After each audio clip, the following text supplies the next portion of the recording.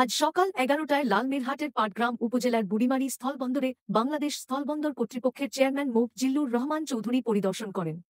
পরিদর্শনকালে তিনি বুড়িমারি স্থলবন্দরের বিভিন্ন কার্যক্রম পর্যবেক্ষণ করেন এবং ২০২৮ সালের মধ্যে এটি সর্বাধুনিক স্থলবন্দর হিসেবে গড়ে তোলার আশা ব্যক্ত করেন। আমি তো এর মধ্যে ৩ বার এখানে এসেছি। এই সমস্যাগুলো বারবারই আমাদের সামনে আসছে। কিছু কাজ আমরা করেছি। বন্দরের মধ্যে আমাদের স্থলবন্দরে নিজস্ব আয় আছে। সেই আয় থেকে আমরা যতটা পারা যায় সেটা কয়েক বছর ধরে করা হচ্ছে। এবছর আমি করেছি। আর আমাদের একটা বড় প্রজেক্ট আসছে, সেটা অ্যাক্সেস প্রজেক্ট।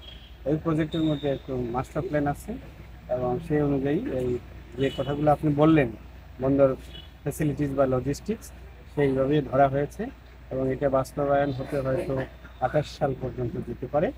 তিনি স্থলবন্দরকে স্মার্ট স্থলবন্দর হিসেবে গড়ে তোলার জন্য দায়িত্বরত সকল সংস্থাকে পারস্পরিক সহযোগিতার মাধ্যমে কাজ করার নির্দেশনা প্রদান করেন।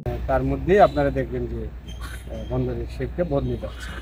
সড়কটি নিয়ে আমরা কথা বলেছি এবং বাহিরের যারা এখানে আসেন অন্য দেশ থেকে, তারাও তুলেছেন যে আপত্তি, যে এটি একটু প্রশস্ত করলে সুবিধা হয়।